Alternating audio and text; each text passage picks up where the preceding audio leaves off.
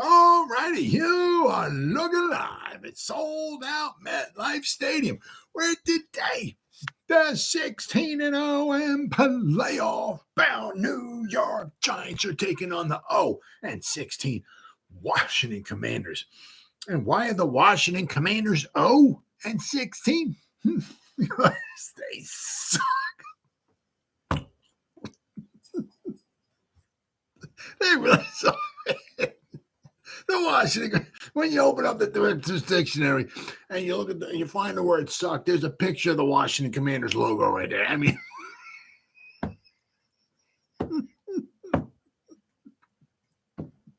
they suck. Well, I mean, when they're worse than the Giants, you know you really suck. So, welcome to the Gridiron. Anybody out there at all is going to spend a little bit of time with me here this evening, I greatly appreciate it. Thank you. Or if anybody's going to spend any time watching the replays, once again, thank you so much from the bottom of my heart. It means the world to me. I'm going to try to go about 30 minutes here tonight, shoot my mouth off for about 30 minutes. Anybody got anything to say, please feel free to fire away, throw it in the chat box. Usually try to check on the chat box like every 5 or 10 minutes or so. So as soon as I see something in there, I try to respond to it as fast as I can. So please feel free. Fire away. But plus also, seriously, instead of me just rambling on for half an hour, 45 minutes, or whatever it might wind up being, it's just nice to talk to another Giant fan. Before I get started, if anybody wants to help support my channel out, it would mean the absolute world to me. In the description box below, the very top link in the description box takes you to my membership page. I got 3 different membership levels. The first one's called the Saquon. Second one's called the Lawrence Taylor, and the third membership level I got is called the Gridiron.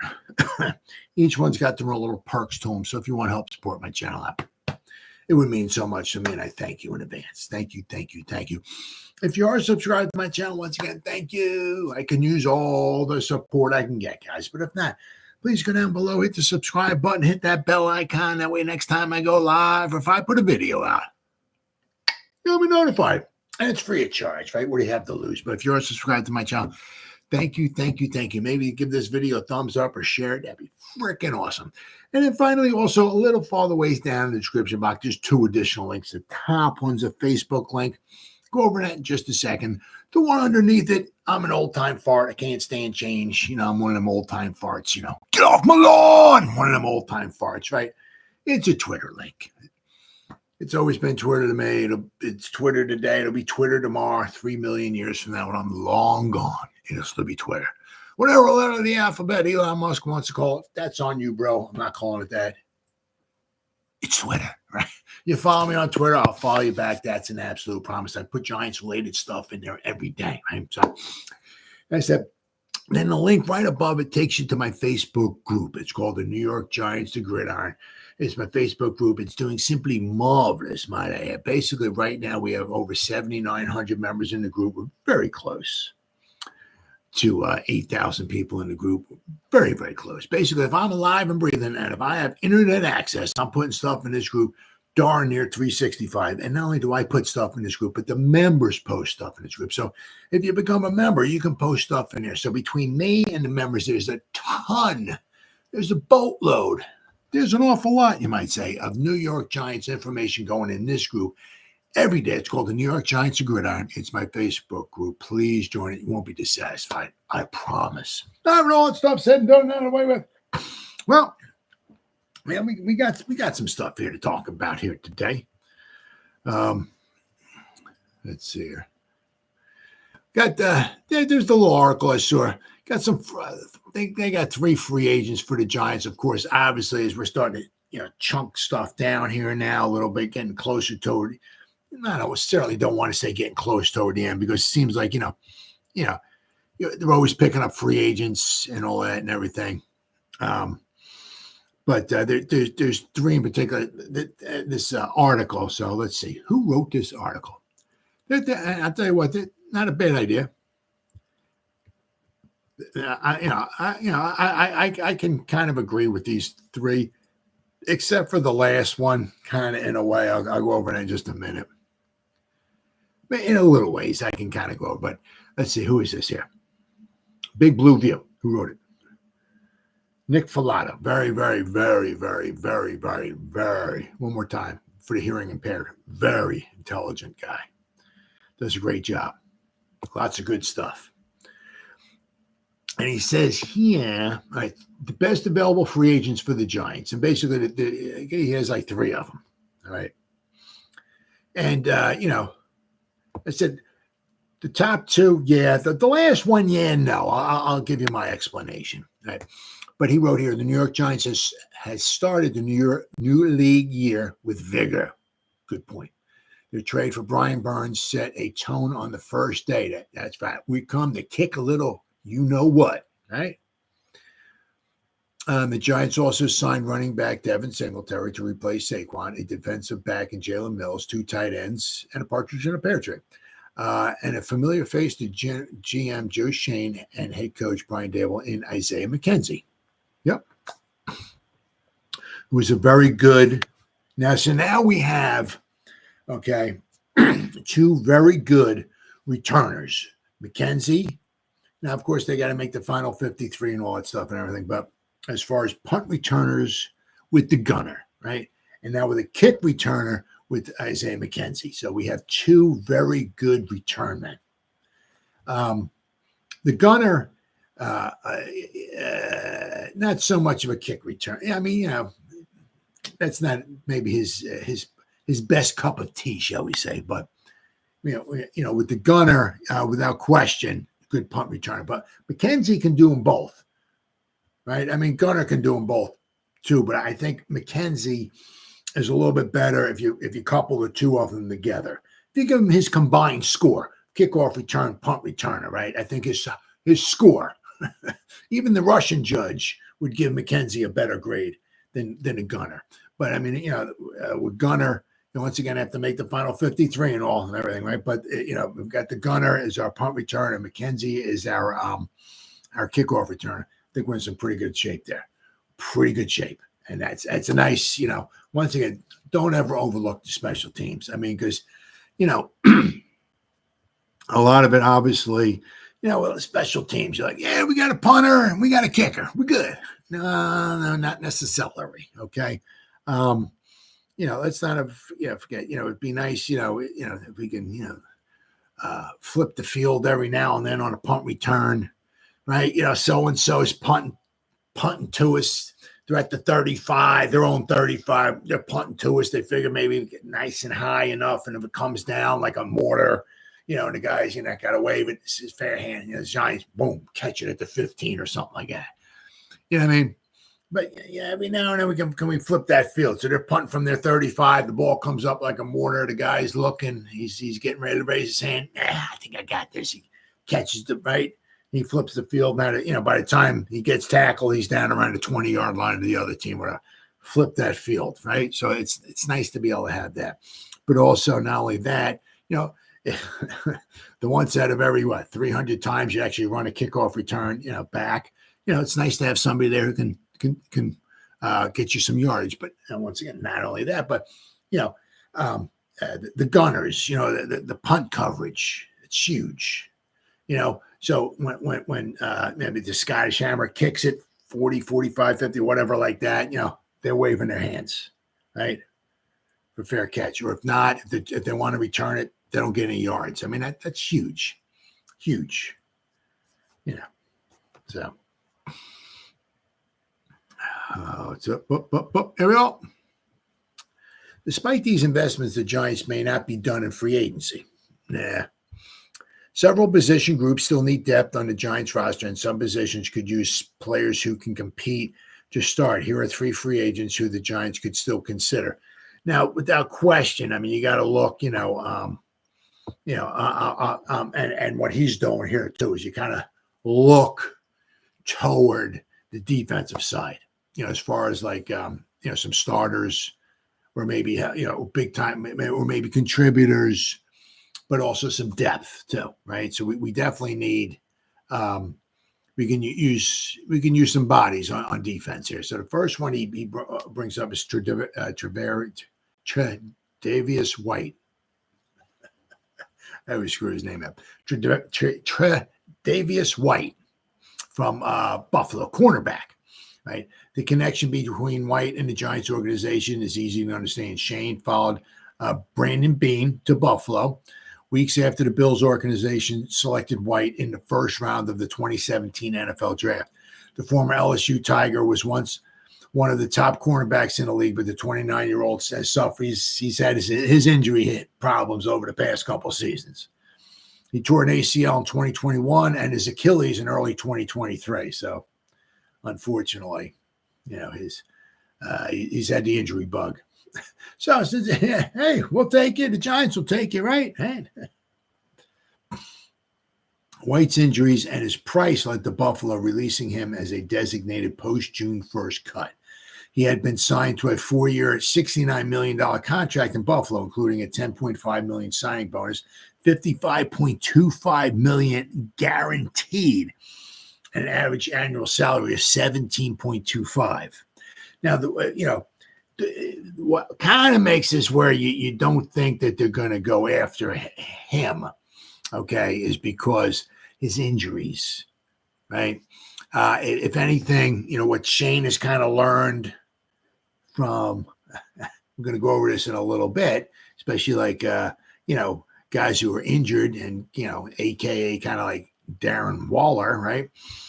He's learned, okay, is, the injuries are, not good. So if you start looking at a lot of guys he's bringing in, right, they're relatively healthy, especially over the past couple of seasons. They played majority of the snaps. We're not bringing guys in. Well, this guy missed half of last season. He missed 3 seasons ago. He missed the whole season. Then you're not really seeing that, right? He's bringing in what?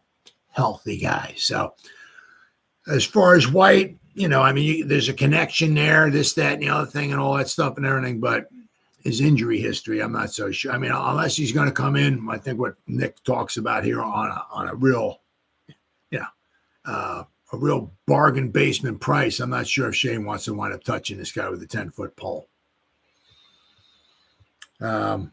He sports a career catch rate of just 56% with 18 career interceptions and 45 passes defense. He's a 2-time Pro Bowler in 2019 and 20 before his injury started happening. I was an All-Pro in both of those seasons as well, and he was tied in the league lead in interceptions during the 2019 season. White's injuries put him in a position where he could be asked to take a prove-it deal. Absolutely, yep. If that's the case and the money is cheap, White makes sense for the Giants with a little proven depth behind Deonte Banks. That makes sense. If he can come, if he's going to come in for like maybe $5 million a season or something, like, see what you got. Can you stay healthy, right, for a season? And if you can, all right, well, maybe we'll re-sign again. He's 29, right? He'll be just 29 the whole season. He just turned 29 in January, so he'll be 29 this season.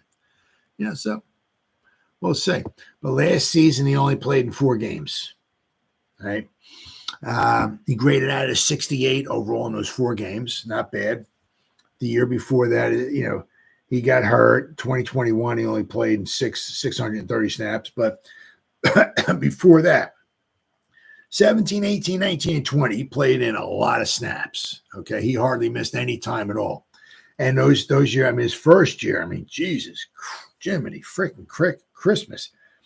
His first year as a rookie, he graded out 89.4. As a rookie, holy crap. Then he tailed off. He went to 61. 2019, his third season, he graded out a 75. 2020, graded out a 68.5. Right. The one thing that hurt him a little bit this past season, he graded out a 68. But what hurt him was his run defense. He missed 2 tackles, so his missed tackle rate was a 14.3%. In his first game against the Jets, he missed some tackling. So, his numbers did suffer a little bit. But, overall, he played 4 games. He had a 68. The Giants don't have a ton of, quality, not to say quality, real good depth or anything like that. And I said, to bring him in, he's comfortable with Shane, right? I said, if we could bring him in, and once again, I'm going to go over in a little bit here why there might be some extra money being freed up, right, to bring somebody like him in. But we definitely going to need a cornerback. If you look at the defensive, right, we really could use a good cornerback. Now, as I said, that's something we could certainly grab in the second round of the draft. Right? Who knows? Right? And we're not grabbing unless we trade back rather far in the first round. Right? We're not grabbing a cornerback in the first round. Maybe the second round. Maybe the third round. Right? That's a possibility. But we certainly could use another cornerback. That would not hurt us at all. All right, then the next one he's got is Julian Blackmon from the Colts, safety.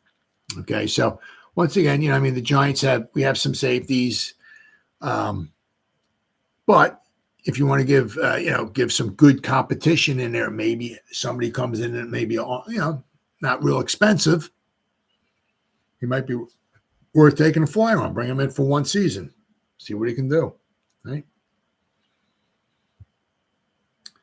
The safety market is devalued. Not everyone makes $17 million a year, like McKinney. Former Washington safety and current Los Angeles Rams, Cameron Curl, pretty good, signed a 2-year deal worth up to $13 million. So he signed basically 2 years, $6.5 million a season. We saw Julian Love sign a comparable contract last season with the Seahawks. The point is that not a lot of general managers are forking up dough for safeties around the league, which means quality players with potential still can be afforded. Yep. And the guy's only 25. Right? We lost Xavier McKinney, who's probably an upgrade, and he's only 24. But Blackmon here is only 25 years old. 6 foot tall, 202 pounder from the Colts is playing. Who is a player who may not command much money on the market, but offers a range and a ceiling. Blackmon has 173 career solo tackles, only missed 25 missed tackles in his career, 10.7 missed tackle rate. That's not really that great. I think your missed tackle rate, I think you certainly want that under 10%. He has a sub 10% missed tackle rate through the last 2 seasons. Okay, that's good. Okay. He has 7 career interceptions, 8 career passes defense, and only allowed 3 touchdowns. Blackmon mostly played free safety. He has experience operating the deep half and the post, with 508 career snaps as a slot defender. So you can bring him down low as well, too. Giants added Jalen Mills to their defensive back room, but another addition is necessary. I definitely think so, without question.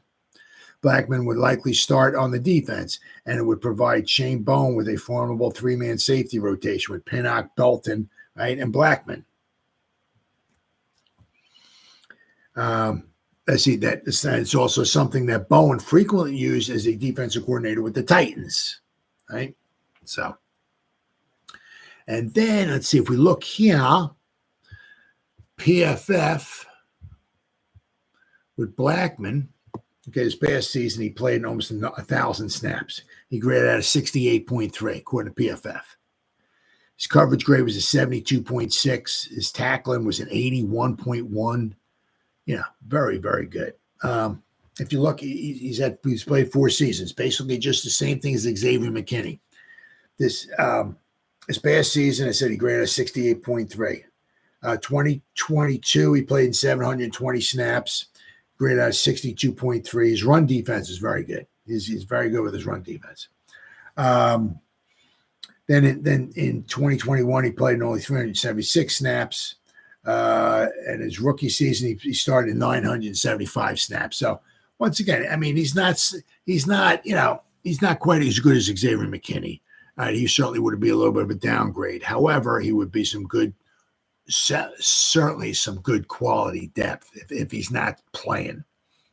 As I said, we're not talking about a top 10 safety or anything like that, but if somebody can get, we could use maybe some good depth. And once again, same thing. Hey, you can certainly grab a safety in the 3rd round, 4th round or so of the draft, without question. But I definitely think we can use at least another body or 2 as far as the safety, just at least for some competition, because I'm not sure, how they feel exactly about the Belton Pinnock combination back there. It's not the best, right? But I said, I think without question, the Giants can certainly use another safety out there. Maybe Blackman might be the man, especially if he comes on the cheap. Right? And then finally, the last guy they got here they're talking about is Teair Tart, right, from Houston, a defensive lineman. Now, I can kind of, and kind of no. I mean, says the Giants could use another veteran presence to pair with Dexter Lawrence. Now, the thing is here is that, and kind of no. I mean, the thing is, but we got a lot. We got Nunez Roaches, you got Ryder Anderson, we got another guy, Jordan Riley, DJ Davidson. So we got bodies. We got Burns, we got Kayvon, we got Sexy Dexy. Can we get somebody, maybe, once again, you can only fill in so many holes, unless you're going to go hog wild crazy and spending somebody on free agency. But so between this season and next season, you put the 2 seasons together with free agency and the draft, right? And you can, you fill like 5-6 holes or so between the first, second, and third round between these next 2 drafts. The amount, we should be looking pretty decently. As long as we hit on the picks, which is a lot easier said than done. But if we can get somebody good like a Dalvin Tomlinson, once again, he's not the most as far as in the pass rush. But, he's a good, solid defensive lineman. Can we get somebody like that, right, to put next to Sexy Dexy? Just not, we got Jordan Riley, okay. We got DJ Davidson, Ryder Anderson, and all. But can we get somebody who's got a little higher expectation to him to put next to, especially, once again, right? If we drafted a defensive lineman in the second round, pick 47, I think we can get somebody pretty good. Now, I'm not saying we're getting Reggie White or nothing like that, but I think we can. I'm sure there's a couple decent defensive linemen out there that we could put next to Sexy Dexy. And I'll tell you, then our front 4 would be, so I don't want to say set, but that would be a nice front 4. Really, really nice front 4. So, but with Tart, let's see here. Giants could use another veteran presence. They got Nacho, DJ Davidson, Jordan Riley, right? The 6'2", 304-pound Tart could be that presence. And his familiarity with Bowen could facilitate that signing. However, Tart was released by Tennessee at the tail end of the 2023 season after the Titans slapped a second-round tender on the former 2020 undrafted Florida International Golden Panther last season. I'm uncertain about what exactly led to Tart's release, but he earned snaps in Bowen's defense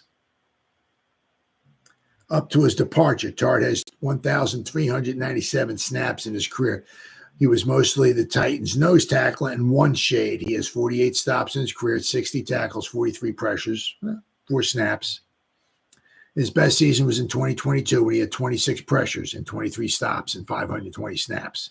So, if you look at his numbers here, right, especially the amount of, the amount of snaps that he wound up taking, that we had here. His numbers weren't too bad, especially in 2022, right? He had a grand total of 26 pressures and 520 snaps. So basically, he's playing kind of like over the nose. He's not, we're not talking Aaron Donald or nothing like that. We're not talking Sexy Days. But he had 26 snaps and 526 pressures. I'm sorry. And 520 snaps. So if he played the whole season, which apparently he's not somebody who's going to be playing the whole season, but if he played the whole season, he would have had 52 pressures in 2022. That's not too bad. You couple 52 pressures up next to Sexy Dexy, and then you put Burns and Kayvon Thibodeau, maybe you're onto something. I said, now, he had the, he has the familiarity. He 2020, 2021, 2022, and part of 2023, he was with the Titans. So there's some familiarity there, all right? Then he got he finished up the season going against playing with Houston, all right? But this past season, he graded out at a 54. 2022, he had a very good season. He graded at 73.1, right? His pass rush grades aren't bad. He grades out in the 50s and the 60s, right? His run defense, he grades out like the 50s, some 40s. So, yeah, Let's get somebody, obviously he's out there, he's available. He is, once again, he's the connection with Bowen. This Bowen, thing, Bowen talking to Shane, hey, why don't you give my man, Mr. Tart, a call there? See what he wants. See if he's available. See if he wants to come here. I know what he brings, what he can do. I like it. He fits in my system very, very well. If we can get him on the cheap, bring him in. Right? See what happens. But that's another one of those positions that the Giants definitely need. You would really like to get an upgrade. I mean, remember, we had, obviously in the perfect world or whatever, when Azeez Ojulari would be healthy and all of this stuff, he'd be a nice presence as an edge rusher. Then you got Kayvon, right? Then you got Sexy Dexy, and then we had Leo the Lion, right? So nice foursome. Of course, unfortunately, last season we traded away Leo the Lion, Azeez Ojulari. I guess maybe, I don't know, the injuries are starting to catch up to him but last season was not super spectacular for him, that's for sure. But I'm saying, if you can get somebody next to Sexy Dexy, who's a nice little presence in there, that's going to give you a nice foursome. So, like I said, if we took a nice defensive lineman in the second or third round, I'm all for it, right? But I mean, that's one of the positions we certainly could use somebody as well too. So, I mean, those three free agents, I'm sure if they're on the cheap, it might be worth giving a try, giving a call too. All right, then we got. Oh boy, here we go. Is it going to be pick six, deja vu all over again? What do I mean by that? I mean, deja vu all over again. That's, of course, the great Yogi Berra. He had so many sayings that made you scratch your head like, what? He said stuff like, when you come to a fork in the road, take it. Okay? Yeah, you have to take it. I mean, which way do you go? You just take it. Okay. I mean, so it ain't over till it's over. Yeah, that makes a lot of sense. So good old Yogi Berra. So, and Yogi Berra would say, it's deja vu all over again. Well, start seeing some of these articles and whatnot and everything like that, talking about quite possibly the Giants, maybe a pick six. Ooh. Now, I mean, there's many things that were said about Daniel Jones. Some of them, when we draft him at pick six. A lot of those things that were said about Daniel Jones, I can't say on this video here because censors, right? So I can't say those words. But a lot of them were said, it was like, why are you taking him? He probably could have took him at pick 17 when we took Sexy Dexy. Now, also, there have been some reports coming out with Daniel Jones is that, some reports is that if the Giants try to wait till number 17, there were some reports that Daniel Jones might have been gone by then. Right. But, so a lot of people said, why don't you just wait? Why are you picking them so early? Isn't it a little early to be taking Daniel? You know what I mean? So a pick six, right? And if we wind up taking J.J. McCarthy, pick six, deja vu all over again. Now, meaning, could also be like, maybe we're drafting somebody who's not going to be a real good quality NFL quarterback, picking somebody at, once again, they got to be all chips in. This dude. If we get this dude, I don't care where, who says what, all our chips in. If everybody is convinced this is the guy, well, then you take him at six. Right? It is what it is. But I mean, I said a lot of guys, people, obviously said, "What are you taking Daniel Jones at pick six for?" I mean, So a lot of people kind of saying, obviously, is like if they took McCarthy at number six, they'd be doing a little bit of reaching. I mean, they probably could have waited a little bit to get McCarthy. The problem is that, if the Giants wanted to wait, and if they thought that McCarthy was their guy, because there's Knicks, there's Pennock, right? Penix, Knicks, a hooker, the Rattle man, who I'm going to go over in a minute. What I mean? You're going to know some of those guys you might be able to get in the second or third round, right? But McCarthy ain't getting out of the first round, just as of right now, as of this recording. Unless something horrible goes wrong with him, or whatever. It just seems like he's like a shooting star, right? So he's not getting past the Vikings, the Broncos, or the Raiders. He's not getting past unless the Vikings did make their trade, which I went over, right? So now they have 2 first-round picks. So they take those 2 first-round picks, and they got to give something else, right? Especially if they're going to move up, maybe with the Patriots or something like that. It's going to be pick 11, 23, and they got to give something else. Easy, they definitely have to give something else if they're going to move up. And to jump the Giants and maybe take a quarterback, right? So if McCarthy gets past the Giants, he's probably not getting out of the teens, shall we say? So there's no way the Giants are gonna. There's no way in HEL double hockey sticks that they're getting if he's their man. He's not making it to the second round. The Giants would have to go from pick 47, couple up a couple other things, and hope and pray they can get way back into the first round just to draft it. So, but got a lot of these articles coming out here talking about marrying the Giants and J.J. McCarthy. Giants hold the 6th overall pick in the 2024 NFL Draft, and according to SNY's Connor Hughes, all options are still on the table after round 1 of free agency, even a quarterback. Ooh. The main position to watch here is quarterback, specifically Michigan's J.J. McCarthy, writes Hughes. Now, the thing is, right, the one thing, is that there's a lot of good wide receivers. Now, obviously, once again, they got to be all balls to the wall, all chips in the middle of the table on this guy. Because if they're wrong, it might cost them their jobs, right? So the thing is, if they think they get themselves a quarterback, right, for the future, if they think this is the guy, you go get him. No doubt about it. You go get him. It's pick 6, pick 9, pick whatever. If you think this is the guy, you frickin' go get him, right? And then the other thing with that, we still need we could use a real good wide receiver, right? Now, will we get our dog in the second round? Oh, maybe, possibly. But, if we were pick 6 and Neighbors or Dunzier fell to us at 6, we might have the dog.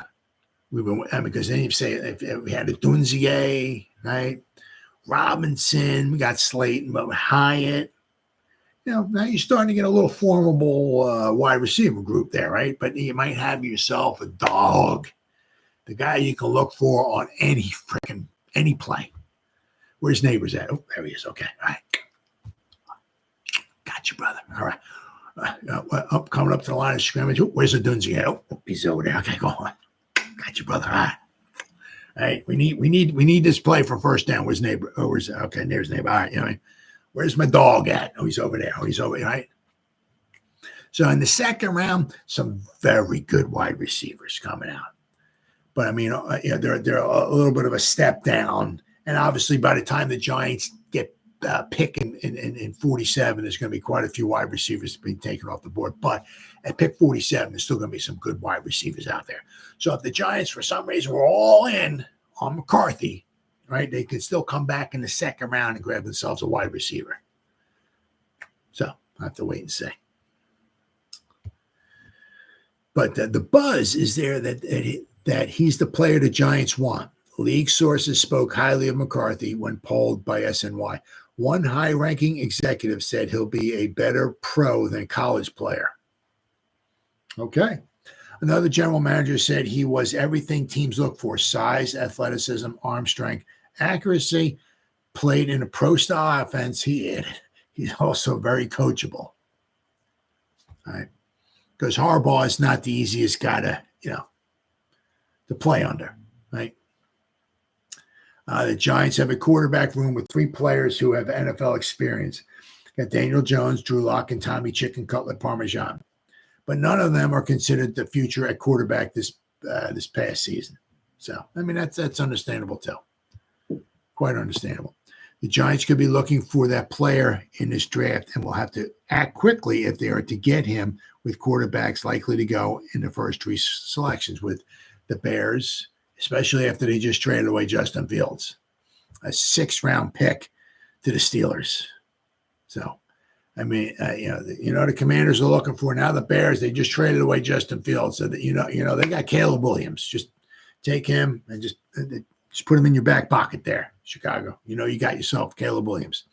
The question is, who is Washington going to take? And then the other question is, what is Patriots? What are they going to do? Are they going to punt? Are they going to trade back, get their king's ransom, have the Vikings jump up to number 3 so they could take the leftover guy? Who knows? We'll have to wait and see. Arizona and the Chargers could also be tempted by a blockbuster offer. Yep, for a team looking to move up. That's true. It's very likely that that team could be the Vikings, who bettered their lot by acquiring another 1st-round pick from Houston this week. Yep. So now you got 2 picks. They got 11 and 23. They can certainly jump into the top 5. They're going to have to give up a little bit more, I think, especially because you're jumping up to take a quarterback. Those 2 first-round picks ain't going to be enough. I'm not going back from 3 to 11 and 23. That's not happening. I need more. I'm sorry. I need more. They are also rumored to like McCarthy if they can get in front of the Giants. So once again, it's lots of gambling, right? Do you stay put, right? The Vikings jump up in front of the Giants. They take McCarthy. Okay, then say Daniels falls to the Giants. What do the Giants do? Right? But if that's the case, right? Then the one of those stud wide receivers will certainly be there. So it'll be very, very interesting. Very, very. But but it's also kind of like you saw what the Vikings did. I mean, you don't got to be rocket scientists. I mean, they don't have Kirk Cousins anymore. Right? They need themselves a quarterback. So you don't got to be rocket scientists to figure out that the Minnesota Vikings are trading up in front of the Giants, wherever they can get 3, 4, or 5, right? That pick 3 might be a hot spot right there, right? So as I said, you don't got to be a rocket scientist. Well, what do the Vikings know? Why do they got to first? No, you know what's going on. They're taking the 2, going to couple it up with something else. Boom, in the top 5. They're going for a quarterback. So, I mean, if the Giants like McCarthy, they might have to jump on him. So, it's very likely that a team like the Vikings could jump up. They like McCarthy as well. That will be tough if Marvin Harrison Jr. is on the board for either the Cardinals or the Chargers. Both teams are starving for wide receivers after purging the roster of several starters. Absolutely. As for quarterbacks, all 3 of the top teams in the draft have moved off their starters from last season. Chicago is seeking to. They did deal. They traded away for a 6th-round pick, Justin Fields. They gave him to the Steelers, which could turn into a 4th-round pick if he plays 51% or more of the Steelers snaps this season. So as of right now, they got Justin Fields, who was pick 11, right? He was pick 11, right? We ought to know, right? I mean, right? I mean, what a bunch of duds that trade was, right? They traded up to get Justin Fields, and they just let him go for basically a pack of Cheetos, right? And the Giants fell back, and what did they get? Well, they did get another 1st-round pick out of it, so that worked out good. But I mean, we went back for who? Kadarius. I'm a moron, Tony. Yeah. So, wow, what a great trade that one was, huh? Giants should have just maybe stayed put. Maybe they could have had Micah Parsons. Could you imagine that? Imagine Micah Parsons on this. Wow.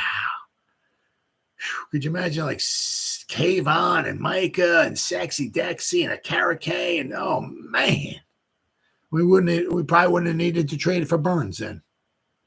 Right? But anyway. Let's see here. Washington recently dealt Sam Howell to Seattle, and the Patriots sent Mac Daddy Jones to Jacksonville. So, I mean, so none of those teams, Justin Fields is gone, Howell's gone, and Mac Daddy Jones is gone. So none of those teams have a quarterback. I mean, unless the Patriots somehow want to rock and roll with Zappy. Yeah, I don't think so. McCarthy used to be a Giant general manager. Joe Schoen has to hope that Arizona and LA stand put. That is, if quarterback is his goal. So, but I mean, once again, that's one of those things. Is and hey, don't right? It's just because Williams is going first, Daniels maybe second, and May third. Okay, so after pick McCarthy. No, I mean the Patriots might take McCarthy. Don't mean that they're going to take one of those other guys, right? As I said, I mean you don't know. I mean, Minnesota's calling the GMs and say, you think you're available maybe for a trade at 3 or trade at 4. I mean, they're not doing it now because they don't know who's going to be available, right? Especially if they really want one guy or something like that. So they're going to wait, right? But I'm saying, when the Patriots are off the board, unless as I said, after they made their trade, unless they trade out, I'm saying, as long as they make their pick. Right, when the Cardinals on pick 4, I mean Marvin Harrison Jr. would be really tough to turn. He'd be a tough one to give up on, especially if you're keeping Kyler Murray. You think he's your guy, give the man somebody to throw to. Give that freaking dude, not even say a weapon. I mean, just give him, just give him that guy, right? So it'd be kind of tough for they really have to sweeten the pot a lot for the Cardinals to move. I mean, I'm saying it couldn't be done, but I mean, if you got Marvin Harrison Jr. there, I mean, might be tough. So then it leads you to maybe the Chargers. So, I mean, the Giants might, maybe just flip, right? I mean, because if the Giants are looking for a quarterback, right? If they're looking for a quarterback, the Chargers ain't looking for a quarterback. So I mean, it would be Hill, right? I mean, especially the Chargers they let all their wide receivers go, right? Justin Herbert's thrown to nobody. So they need a wide receiver, right? So if the Giants call, hey, we're looking maybe jump, we're not looking for a wide receiver. We're not jumping. I give you my word, right? Because you start doing stuff like that, and your credit score with the other GMs just goes right in the toilet. You pick the phone up, say, hey, you think we can swap with you? Right? We're not taking a wide receiver. I promise. So if we swap, I mean, and I'm saying, so if the Chargers swap with the Giants move up and grab a quarterback, which has no bearing whatsoever on what the Chargers want to do, because the Chargers don't need a quarterback. So the Chargers and the Giants just swap, right? Giants jump up that's all I'm just saying if they wanted to grab their quarterback, if it's McCarthy, right? They can jump up, and it has no bearing whatsoever on what the Chargers wanted to do because they got Herbert. So the Giants jump up, grab themselves their quarterback. The Chargers move back a spot. There'll still be 2 stud wide receivers there. They can take either one, and because they swap with the Giants, they're going to give themselves another pick. Now, I'm not sure what that would be. Maybe a 3rd rounder. Could be a 3rd rounder next season or something like that. You're not going to give them a 2nd round pick just to swap or whatever. But it might be a 3rd rounder. To get into the top 5, that's quite possible. I said, but I mean, the Chargers move back one spot. The player that gets picked has no bearing on them whatsoever. Right, so I mean that wouldn't be bad. And the thing is, with the Chargers, if the Vikings were to jump up, right, the Chargers could go from 5 back to 11 and pick up a couple of, but if they want a real good, very nice wide receiver, if they're like Neighbors or Dunzy, they might like all too. I mean, Harbaugh likes to put 815 offensive linemen out there to run the ball. So he might, oh man, I'm not worried about the wide receivers. I can get a wide receiver in the 2nd round. give me Alt. I'll take him. I'll tell you what. Now we're starting our offensive line, right? We're going right. I'll get the wide receiver in the second round. So I got myself a stud tackle. Second round, I'm taking a wide receiver for Herbert to throw to. Now we got a tackle that can protect Herbert, right? So he can stay up long enough to hit the wide receiver that I'm going to throw it to. And so we'll see. But, don't forget, I mean, Herbert likes to, Herbert wants to throw the ball. Harbaugh wants to run the ball. And, of course, Harbaugh is the one in charge. All right. So then we got a couple of things here. The Russell Wilson rumor. The Giants wouldn't promise Russell Wilson playing time during contract talks. So, I can understand. The one thing is with especially with Russell Wilson, is who said that? Who is this here? What article was that?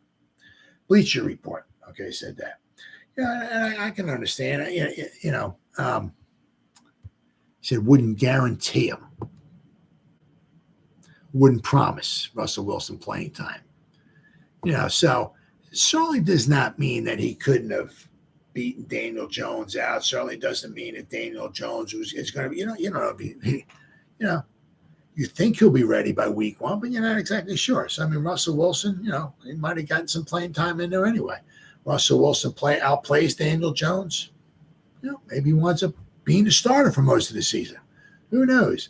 But apparently they wouldn't promise him. It wasn't like, you'll be our starter. So, and I guess with Russell Wilson, as prideful as he is, and he still obviously thinks he can run a team and all that stuff and everything, I guess he's like, okay, well, that's cool. Let me just see if I got any other options out there. Hey, I'll get back to you. I'll call you back. But, let me see what other options I got out there. And, if something else pops up, I'll take that. But I know what's going on here. So they didn't promise him any time. The Giants reportedly didn't assure Russell Wilson that he would be the starter in 2024 if they signed him during a free agent meeting last week. According to Jeff Howe of The Athletic, the Giants didn't make any promises about playing time. And Wilson ultimately chose to sign with the Steelers. After being one of the biggest surprises, let's see, in the Giants fell off significantly last season. Yeah, we know that. Following his breakout season 2022, Jones had the worst year of his career. I mean, the injuries really, and he had a horrible season, though. Yeah. He was limited to 6 games. Despite his poor play, the G-men are essentially locked into having Jones on the roster this season. Oh, yeah, absolutely. By not promising Wilson the starting job, it seems as though the Giants want to at least give Jones a chance to start in 2024, as well with how noting that Jones is he's the expected starter. Jones won't be without competition now because they brought in Drew Lock, right? And league sources believe the Giants might be targeting J.J. McCarthy in the first round of the draft. So, once again, and Wilson's 35 years old. So I mean, and he found himself a better spot, right? And honestly, for him, I mean, he's in Pittsburgh. You're almost guaranteed a winning season right there. Now, whether they make the playoffs, just the way with Tomlin, his track record, there's an unbelievable chance that the Steelers are going to have a winning record. So, and that's something that Wilson wants to be a part of, right? That's fine. Yeah, so that is what it is.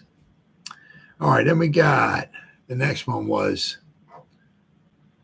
good old Bryce Huff. A lot of teams were out looking after him.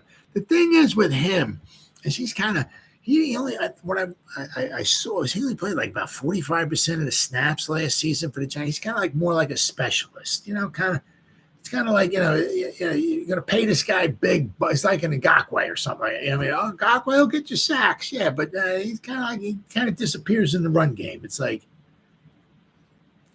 we're going to give you, Huff only got $17 million. So that's, which is very fair. Going to get you a lot of sacks, but you're not going to get much in the run game. So that's very fair. But I mean, if you want big boy bucks, you better be on the field earning those big boy bucks. You better be making tackles in the running game and in the passing game. But I mean, as I said, like with Huff, it's like, he's kind of like that third down specialist.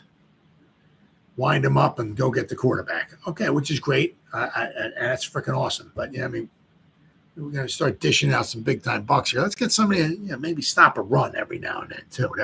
Are we asking for too much? The Giants clearly had to add to their pass rushing unit.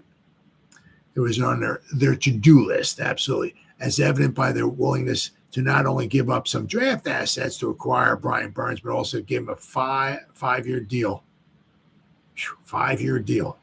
$87.5 million guaranteed.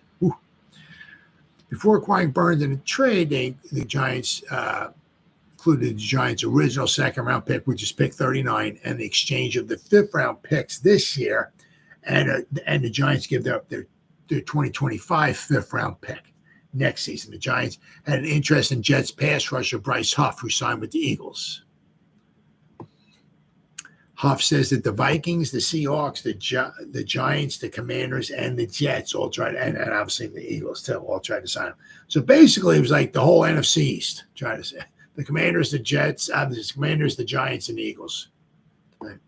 Huff confirmed the Giants had interest during their introductory press conference with the Eagles media, adding to the Seahawks, the Commanders also had interest in him. Huff's deal with the Eagles is reportedly for 3 years and up to $51 million, so $17 million a season. 34.4 guaranteed.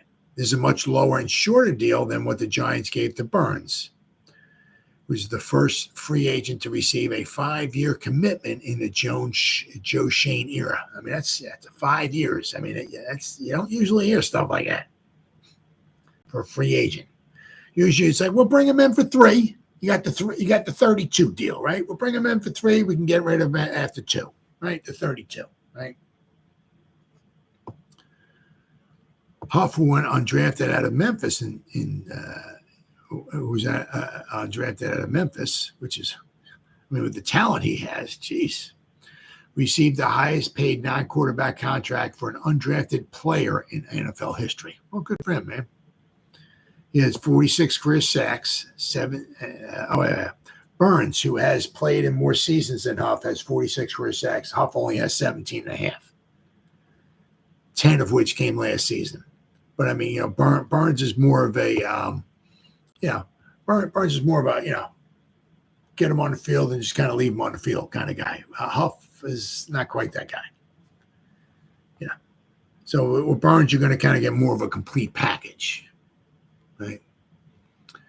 All right. And then we got, how about that Rattle Man? Are the Giants the best draft fit for Spencer Rattler? This is Big Blue View. Are the Giants the best fit for South Carolina quarterback Spencer Rattler in the draft? Jordan Reed of ESPN thinks so. In a piece ranking his top 13 quarterbacks in the draft, Reed has Rattler at number 7 and lists the Giants as his potential fit. Reed sees Rattler as a late day 2 or early day 3 selection, so the Giants would have to take him with pick 70 or if he lasts to 107. Giants have pick 47 in the middle of round 2 and then pick 70. So I don't know if they'll pick him at 47, but they also have pick 107 at the top of round 4. Reed says that an NFC scout told him, if I'm taking a shot on a 3rd or 4th round guy, Rattler would be it. Another thing is here with Rattler, where he excels. Rattler was among the best quarterbacks in the SEC despite the team's 5-7 record. Says, watch the tape from his season opening performance against Carolina. Yes, he was sacked 9 times, but he finished the game 30 out of 39, 353 passing yards. Then he had a strong first half on the road against Georgia 2 weeks later, going 16 out of 18, 152 yards and a touchdown pass. And the Gamecocks were winning 14-3 at the halftime. But, of course, Georgia came back and won. When Rattler is protected, he has excelled. He looked like a more decisive and consistent player this past season. With B-level arm strength to drive the ball, his confidence and comfort in South Carolina's scheme put him back on the draft radar. Rattler finished with 3,186 yards, 19 touchdowns, and he threw 8 interceptions. But once again, what was the quality of players around him, right? Not the same as the players in Alabama or Ohio State or LSU, right? Where he needs work, the South Carolina offensive line struggled to find continuity, leaving Rattler pressured at a high rate, 38.5% of his dropbacks, which was 26 most in the FBS, and taking 40 sacks, which was the fourth most in the FBS. And while he completed 54.1% of his passes under pressure, which was 8th best, he missed opportunities to get the ball out quicker by simply hitting his hot reads or built-in routes to avoid income and pressure. So basically, if there was pressure, okay, if there's pressure, I'm not looking at these guys. This guy might be open and I can maybe hit him, but I'm not worried about that. If I got pressure, I'm feeling pressure, I'm throwing it to him right there, right? So it says Rattler a few years ago considered a player who could be the first could have possibly been the first overall pick, but this is a few years ago. Could make sense for the Giants if Joe Schoen and head coach Brian Daboll prefer to add a play-making wide receiver like Malik Neighbors or Rome Odunze of Washington at the top of the draft and add a developmental quarterback who could give them a long-term option in 2025 or beyond. A swing at Rattler seems like a viable option.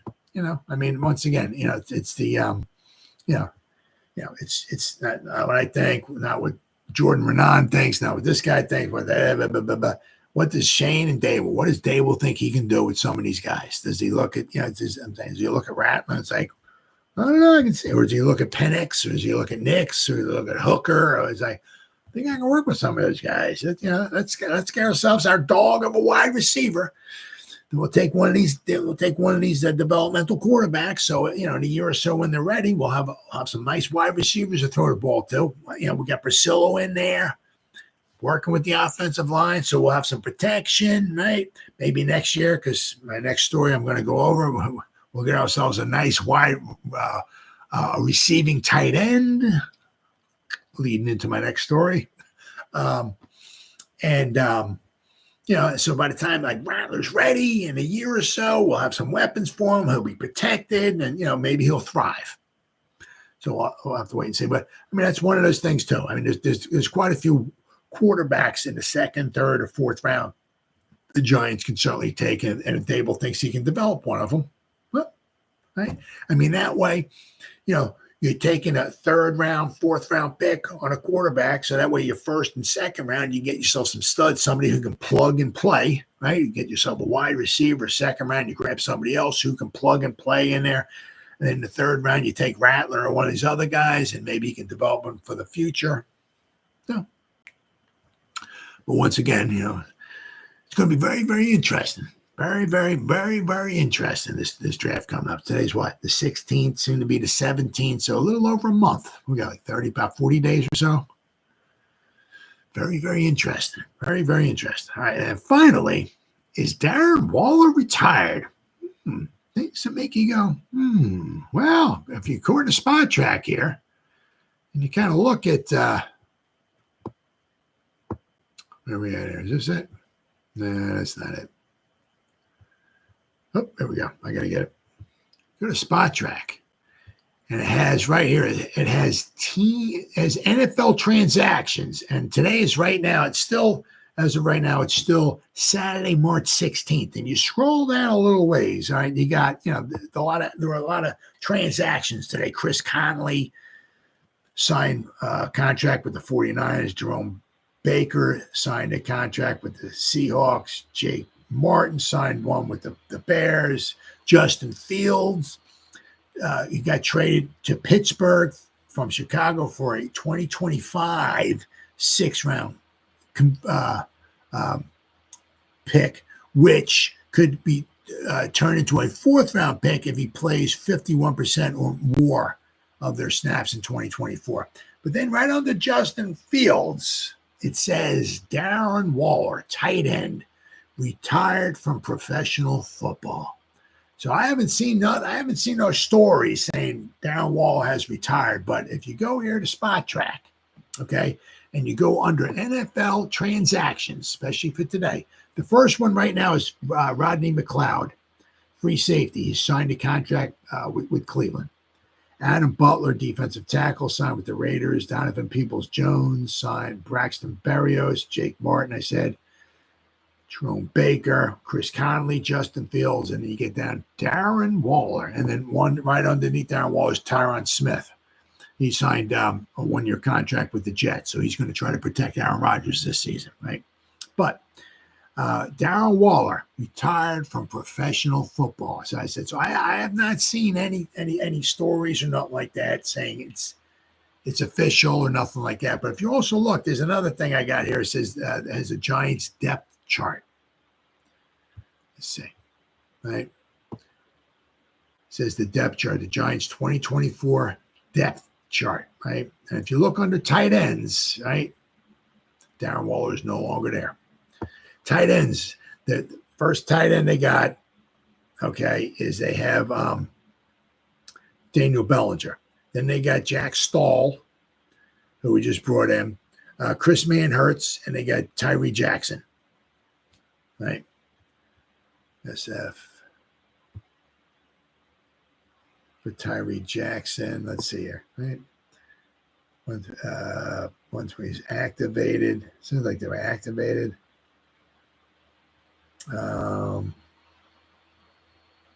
Yes, I mean, so they, on the list they got Tyree Jackson here.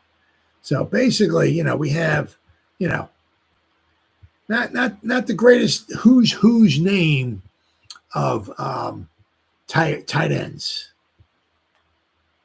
and the biggest one that we lost, obviously, who's not there anymore, is on that depth chart, is Waller. Now, why do we bring Waller in? Well, because the receiving threat that he could be. Now, for his blocking ability, right? I mean, we brought in a couple blocking tight ends. So, I was wondering why we brought in Stahl, and then we brought in Manhertz, and we got Jackson, we got Bellinger, we got Wall. Why do we have 13 tight ends? Well, what's going on here, right? Well, the reason why we kept bringing some tight ends in is because Waller is possibly no mas. He might might have hung him one season, hung him up, and let me tell you what, this could be something that Shane's going to live with. Quite possibly, or not forget this, possibly ever, right? What did he do? He traded away a third-round pick to get somebody to come in here who knew who was injured, okay? And because of his injuries, and that's the only reason why. I mean, it's his injuries, right? I mean, if he could play and he's catching touchdown passes, he had played 17 games last year, 1,000 yards receiving, 80 receptions, 5 touchdowns. He probably would be back this year. I think it was like a 3-year deal. He probably would have played all 3 seasons. Everything would be hunky-dory, right? But because of his injuries, his hamstrings, I'm sure he's going to miss time this season if he played with his hamstrings. There's nothing that can be done about it, right? You can bubble wrap him as much as you want, but he's going to probably miss time. So I guess with the injuries, I mean, that was just too much for him. So quite possibly, Darren Waller is retired. But, as I said, so this is going to, a third-round pick, that's a juicy pick. And you gave it up for a guy who gave you basically 12 games, and then he retires. So, but the Giants will save themselves some money, so they'll have a little bit of, I was like $6 or $7 million or so they'll be able to save on this. So that's not bad. That $6 or $7 million they're going to save somewhere around there. If Waller retired, right? If the money they're going to save, that can basically sign their first round pick. So that's not too bad. But the thing is, you gave up a third round pick, somebody who could be starting on this team. If not starting, could be a nice big time contributor for the Giants for many, many years. You gave that up for a guy who gave you 12 games. Why? Because he's injured, right? And I said, you'll look too, is there's a little common theme here with the guys, the free agents the Giants are bringing in, right? They're rather healthy. That doesn't mean that Jermaine Luminor, right, won't go out there the first week of the season. I hope but I'm saying go out there and break a leg or something. I mean, that doesn't mean that all these guys are going to be healthy. That doesn't mean that, but their track record over the past year or two or three or whatever like that. A lot of these guys are really, really healthy. They miss minimal amount of games. So you'll notice that, and as I said, Shane, he dished out some money for Burns and he gave away 2 draft picks for Burns, but Burns has been a model of consistent health. He missed like one or two games or so. I mean, as of right now, nothing major to worry about, right? So, but all these people we're bringing in, right? They're healthy, right? They've been relatively healthy the past year, 2 or 3 or whatever it is, healthy, right? So when I trade draft picks, you're spending money on guys who are coming in who are injured. So this is something that seems like Shane's really learned a lot, especially from last season. I think it's that 3rd round pick. You can get yourself a nice ball player for a 3rd round pick. And as I said, quite possibly, if Darren Waller did retire, he gave us 12 games, and of course, it's a 3rd round pick. So you thought last season, when this all went around, you're like, man, I feel sorry for the Raiders. That's stupid. They gave us Darren Waller. Are they serious? I mean, really? Well, let me refresh this. Maybe this is a joke or something. Let me refresh my computer. Maybe. No, yeah, we got Darren Waller for 3rd. Yeah, come on, man. Wow, we robbed them. We just give us Darren Waller. We'll just give you a 3rd round pick. Oh, okay, Judge. I mean, man, we robbed them blind, man. Shane's the man. Woo! No. Nope. Now we're crying in our Cheerios, and the Raiders are laughing all the way to the bank because they got a 3rd round pick for basically somebody who just played 12 games for us. So this is something that Shane's going to remember this for forever. He gave up a 3rd round pick for a guy who played 12 games for you. All right, guys, been 1 hour and almost 7 minutes. Whoever listened to me live, thank you. Or if anybody's going to spend any time watching replays, once again, thank you so much from the bottom of my heart. It means the world to me. As always, you guys stay safe out there and go Giants. Woo! Oh, yeah.